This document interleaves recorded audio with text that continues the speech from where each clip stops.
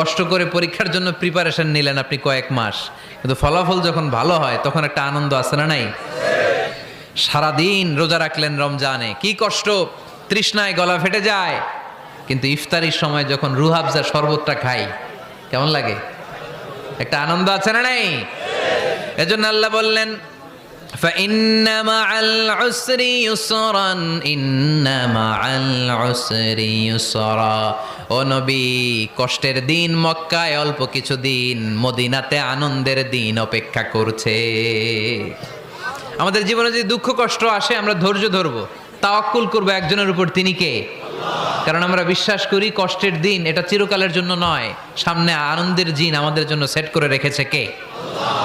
তাহলে আমরা সূরাতুল ইনশিরাহ থেকে 3টা নেয়ামতের বর্ণনা শুনলাম, বিশ্বনবীকে কি সান্ত্বনা দেয়া হলো সেটা শুনলাম। এবার 2টা গাইডলাইন শুনে তাফসীর আমরা শেষ